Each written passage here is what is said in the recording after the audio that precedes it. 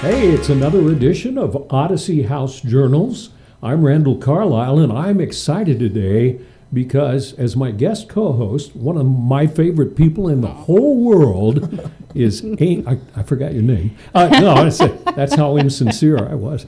Amy Daschle, welcome. Thank you. Thanks for having me. It's good to have you here. It's good to see you again. Always good to see you. We'll get into what you're doing, but our guest today is Jeff Herzog. And just to show you how unscripted and ad-libbed this podcast is, the only thing I know about Jeff is that he sent me an email saying, I have a story to tell. And I said, fine, let's have you come on and tell the story. Yes, right? Bring the fire.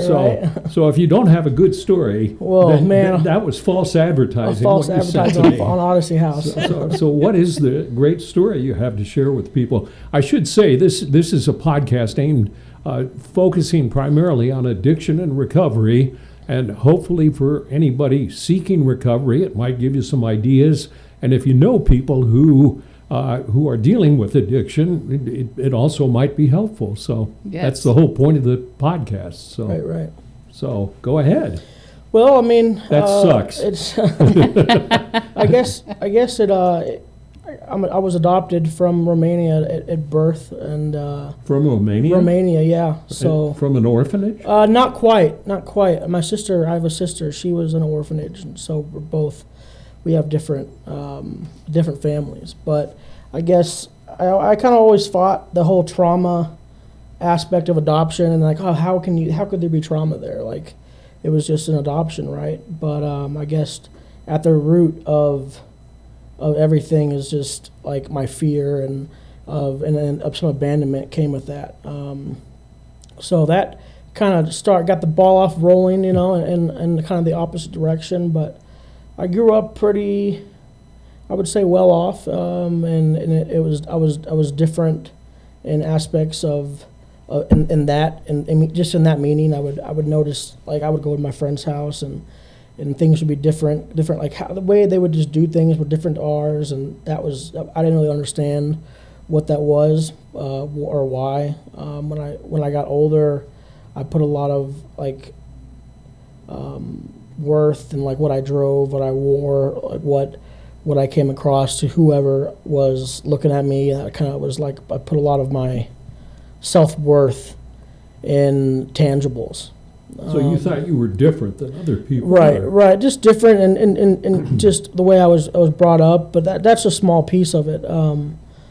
I guess the addiction really didn't come into play till I was maybe 16, 17, and I was going to I played golf and all growing up, and I was on the varsity golf team at my high school for freshman and sophomore year, and wow. I have trouble with testing, and so my dad took me to Hawaii, and he bought me a new car, and everything was good, and like I didn't know why he kind of buttered me up, and then a couple weeks before the school year started, he was, hey, by the way, you're going to a new school, and that kind of just threw me back, like, oh my God, I'm having to start over, and at the time my dad was living in South Africa, and so he was never really around. It was just more of his money was around, and that's how he showed his love, I guess. So was it experimental at first, or was it immediately because your world went into a spiral? It was. I smoked a little bit of weed, and I liked that, and the weed became daily, and then drugs were never really explored until I got to the new school. Like, I started with the Xanax, and then I was selling Xanax to the people at school, and I got suspended for doing that, and then I kind of cleaned up my act there. But it was once that door was like open in my mind, it was just like everything shut off. Like all the worry, the confusion was just with those pills, shut it off. And then I kind of cleaned up my act, and I got a golf scholarship to a couple of D1 schools, and my dad was like, you're good, but you're not that good. You won't play in the top 5 spots. You should probably take you go the D3 route and play. And so I did that, listened to him, and I didn't really go well. I didn't go to school. I smoked a lot of weed in college. I started experimenting with other drugs, and then I had like a 0.5 GPA. And it was, that's not real. No, bad. it was bad. I never went to class. I just the anxiety of people, the anxiety of the classroom, and I witnessed a shooting that year, and it was just like that was my first like real up close with, like, I guess you would call death. And that. Was the shooting involved drugs? No, the shooting was a road rage incident, and then we were so it was a car here, and then a car here, and we were in the back, and then they were going at it or something like that, and that got to a red light, and the guy in the front had got out, and he'd shot the dude in front of the car in front of us. It shot the dude in the head, and then he kind of like roll out, and it was just a real like traumatic experience, and I told my mom I was ready to come home after that, and she didn't really believe me, or she didn't have to hear what I had to say, and then it just plummeted, and then it got bad, With a 0.5, did you lose your golf scholarship? No, I don't know. I didn't lose my golf scholarship. Wow. It was. They must have needed you. It was D3. And so I guess it really wasn't quite NCAA. I don't really know the Okay. maybe it wasn't a point. It might be like a 1.5, but it was really low. But I played every tournament until the last one. I got sick and I couldn't play, and then I just turned my golf clubs in, and I did that really bad too. There's so many like people that now I'm getting sober and clean, that I just look back and I wish I could have handled that differently. I wish I could have done that differently, but I can't get too caught up on that, And Well, that had to have been hard, that invalidation, feeling for sure, invalidated yeah, by your experiences with your mother and your Right. father telling you that you're not good enough, you should step down. I Right, mean, I right. can imagine. it was tough, yeah. Yeah. And then it got bad. I got involved with, a group of people, or organization of, and they, with the crime and everything else that just followed. And I don't want to get too involved in the details of things, but it was dark. I got to the point I was living in Austin, just by myself, and I was doing whatever I could do to kind of survive. And how I kind of fast forward it, and how I ended up in Utah was I was selling drugs for these people, and I was dating the guy's daughter, the plug's daughter, you could say, and we were in a hotel room. She wanted a fix all day long, and I was trying to explain to her, like, I haven't touched the dope, I haven't cut it, you don't want this right now, and she wouldn't shut up, and I'm pissed off, angry, and so I give her the dose, and she falls out, and then I got drugs in the hotel room. I got her baby, I got her, and what do I do? Do I save her, or do I take the dope and run and be free? And so I called downstairs, and then the police came, and it was just a big mess. She lived, she didn't die. But I sat in a room forever with the police and just, like, pleaded my way out of the situation. It was like, my idea was, like, you can't hit me up for this dope because it's like a Good Samaritan act, right? And so that was my whole standpoint, or my stand on the situation, and they let me go, and they were kind of like, Even with drugs in the room? yeah, and there was an article in the paper about it, and it just made me look like a real. They said the baby had soiled diapers, and it was nothing. None of it was true, and like, yeah, they let me go, and I just promised to leave the state of Texas after that. So I went to detox in Austin, and I came out to Utah. I was at Corner Canyon and fought it forever. It's in Draper, maybe you've heard of it. Yeah, sure. And I was there, kind of just woke up in Utah, and Here I was doing drugs in Texas. well, for Now real, I'm and I'm in Utah. Utah. It was like night and day.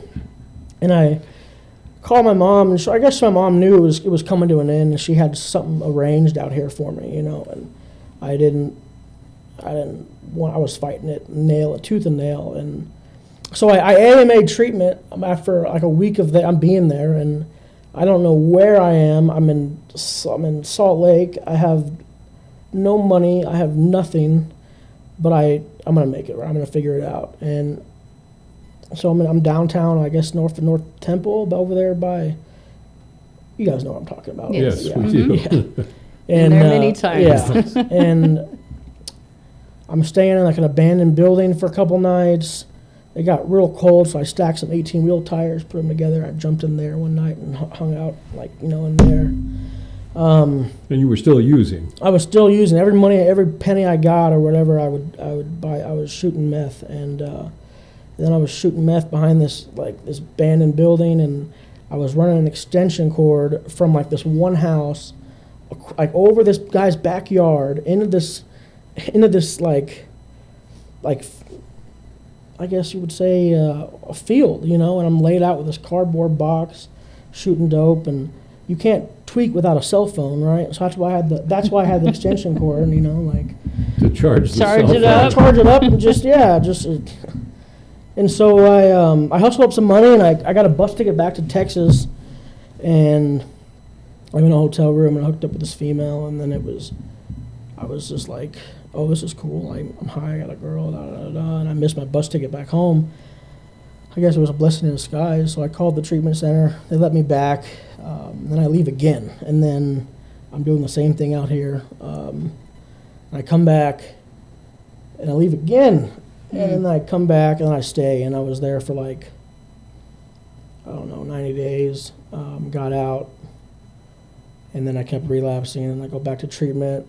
Keep relapsing. I ended up in the hospital on overdose.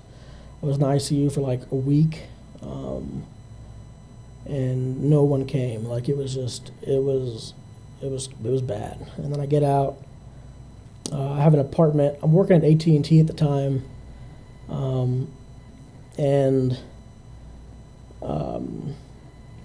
that didn't go well. I ended up breaking into the two stores at AT&T, and I stole 30 iPhones out of one store, and then 25 iPhones out of the store in Park City, and I stole people's trade-ins, and then I cashed a check for $12,000, and this is 2 years ago, close to present, and I do some jail time for that.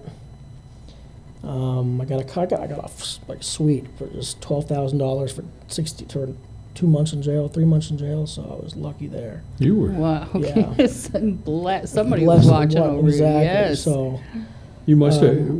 Was it because you were a smooth talker? I don't know what it was.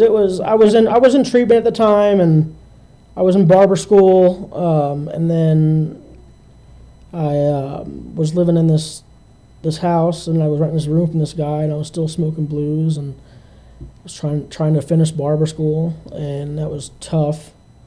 And then I was at my doctor's office, and she was like, hey, this is about 27 months ago. She was like, hey, there's a shot called Sublocade. And I was like, man, I don't want to hear nothing about it. So a couple months pass, and I go back, and she was like, hey, look, you don't have to get clean for the shot to work. You don't have to be off dope for 2 weeks. You can take it today, and you'll be fine the next, you won't have any withdrawal symptoms or whatever. So I get the shot, and no detox symptom. I had a little upset stomach for 2 days.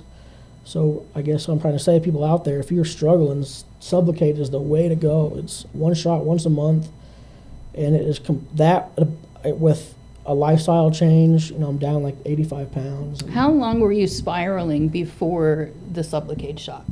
How long was that use? Oh my God! It was. You could say it was from 16 to 32, 32. but Okay. but the big spiral was when I was the edge of you can save yourself, or I'm talking about, but where you almost can use and do it, and then you can't, and that was kind of where I was, and then so Is that where the decision was? Is that the moment that you can pinpoint where you were like, it's time to do something different? yeah, it was time. I was so close to getting my barber's the barber certificate or whatever, and that was the turning point. And it was just, I was sick and tired of being sick and tired.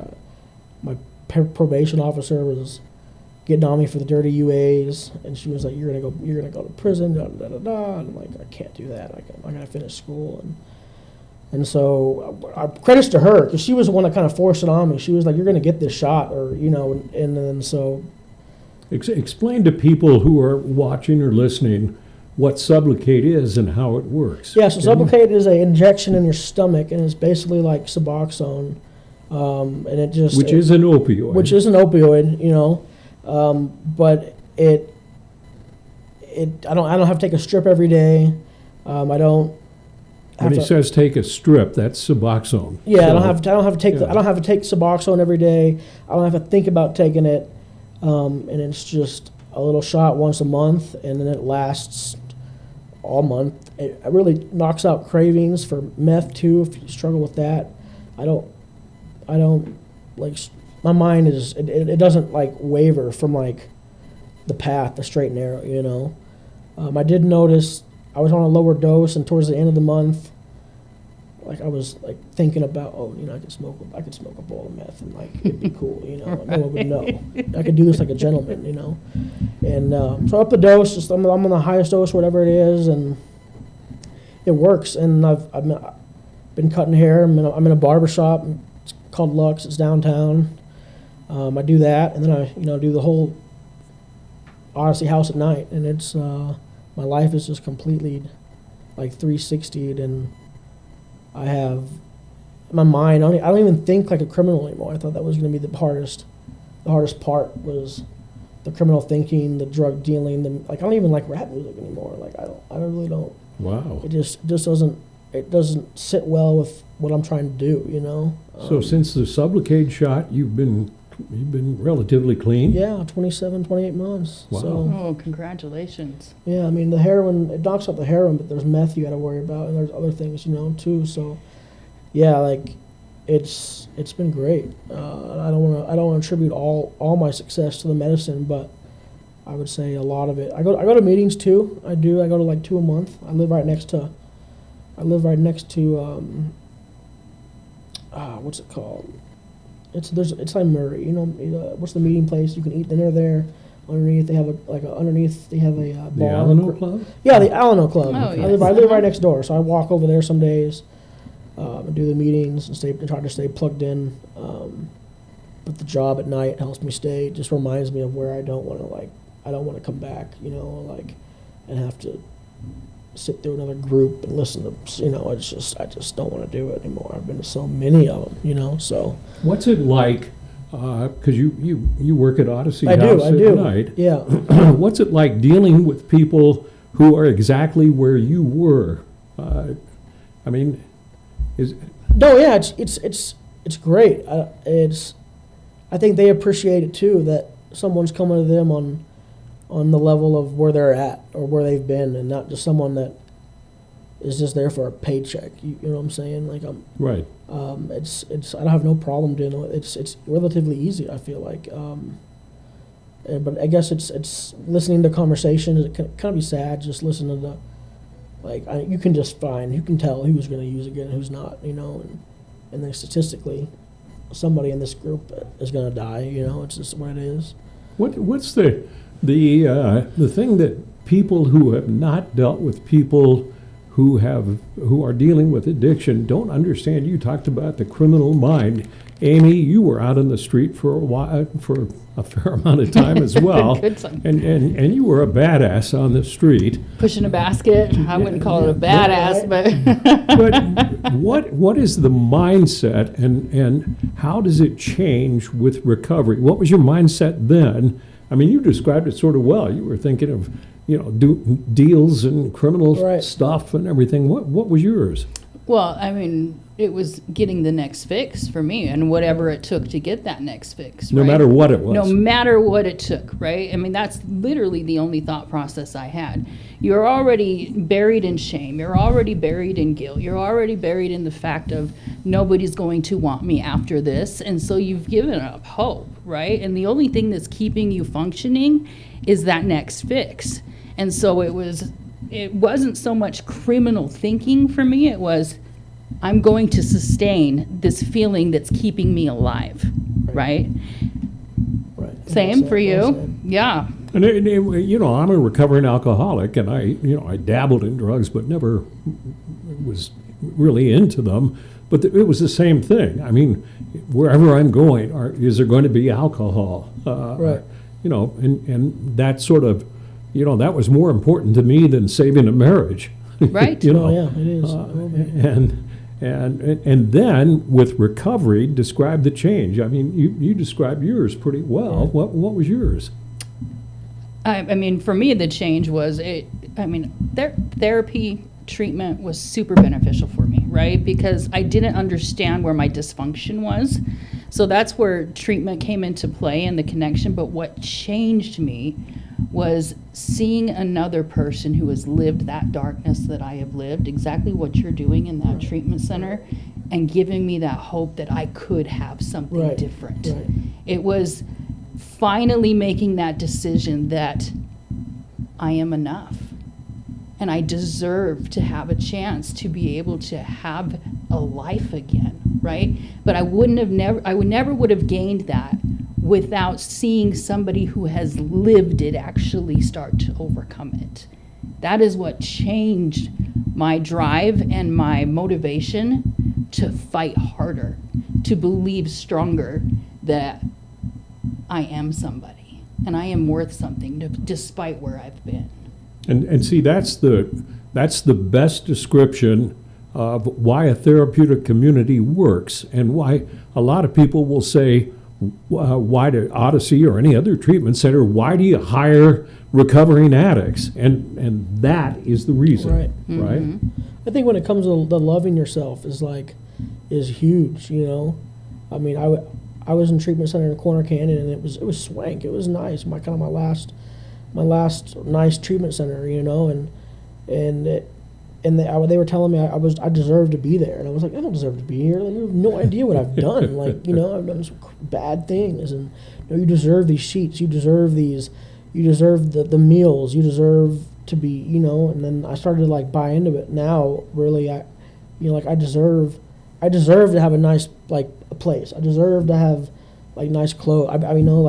Those things now, I deserve to be happy. And I'm not saying a nice place makes me happy. I'm not saying clothes make me happy, but I'm saying You're now, grateful for it. I'm grateful for the fact that I have enough money in my pocket to pay my rent, and buy things that I need and want, and not have to stress about that fix, or choose between a T-shirt or dope, or or my rent money or the 8 Ball, or what I'm saying. You guys know what I'm saying. No, 100%. Yeah. so. Well, and it's just a different gratitude when you know you've worked for it. And it's You know? freedom. And It is it's exactly. true Think for you. about Yeah, it. I can sleep at night and not have to worry about who's going to come knocking on my door. Or is this going to be my last day alive, or my last day in the free world? And I can sleep with a clear conscience. And So tell me if you relate, how grateful are you for what you have overcome that you've experienced? For me, I tell so many people, I wouldn't take any of it back other than what my children went through, right? Right. I wouldn't take any of that back, because everything that I have overcome and everything that I had experienced is what broke through the barriers to get me to who I am today, to be able to appreciate myself fully. right. Do you Well, resonate yeah, with no, that? I wouldn't change anything except the way I treated my mother. And now me and her, we have a great relationship, but I dogged this woman. And all she did was care and love, and I took the love as the helicopter mom, which she kind of was, but she was scared, and she didn't know how to deal with the situation. And if I could go back and change anything, I wish she didn't have to be a part of it and see. Yeah. And you say the same thing about your kids too, but that's it. Yeah, 100%. I mean, I wouldn't wish this on anybody. Do I wake up in the morning and be like, I'm gonna go through hell today just right. so that Just so I want to, right, so that I right. can grow, It'll be right? wonderful. It's Yeah. not something that you plan, but in hindsight, having seen what I have gained as an individual in humility, in compassion, in empathy, I never would have reached this awareness as a person without having lived what I went through. I wouldn't have. And so I embrace that. And I see that with you. Yeah. You know, you use that as your power moving forward. I just wish I could take back some of the things. Like what she's seen is what, Sure. like, you know, she's seen it all. And it's, I'm pretty sure there's nothing I can tell her now that she wouldn't be like, oh, no big deal. You know, like there's been I mean, she's seen me like butt ass naked, like trying to hit a vein in my arm. And I was just so clueless. I was living in her house. I was shooting dope. And she's seen that, you know, and that's just something you don't, it's a very private thing anyways, you know, and then your mom seeing it was just, I would change that one instant. Yeah. And I feel like, Of course, she's a lot wiser now about oh, things she too. is smart. She was the one time I was younger, she was like, Jeff, I found bars in your backpack. And my friend was like, your mom knows the word bars? I'm like, yeah, mom's up to par on this, you know? So, you know, but yeah, we have a great relationship now. My dad, that's mending and we're building there. He was actually out here a couple weeks ago and I haven't seen him in 4 years, and he was out here. We had a good time, and I'm my own man now, and I can actually have a conversation with my dad and not have to, hey man, what are you going to give me, or I need this out of you, and can I have this? Give me, you know, and my whole life. Believe it or That's what it's not, we are out of time. Oh, yeah. Would you agree that he did have a good story to tell? Absolutely. So Yeah. thank you for sending me the email and sharing with us. No, yeah, thanks for having me, guys. I appreciate it. Yeah. Thank you for being my guest co-host. It has been an Can honor. you hang around thank for the next 2 weeks of podcasts? I Come on, I'm asking you while the camera's rolling He's here. putting me on the spot. We could work it out. Okay, all right. Thank you very Yeah, much, thank you. Jeff. Thanks, Amy. Scott. Jeff, that was wonderful. Thank you. Thank you, guys. Appreciate it. And thank you for watching another edition or listening to one of Odyssey House Journals.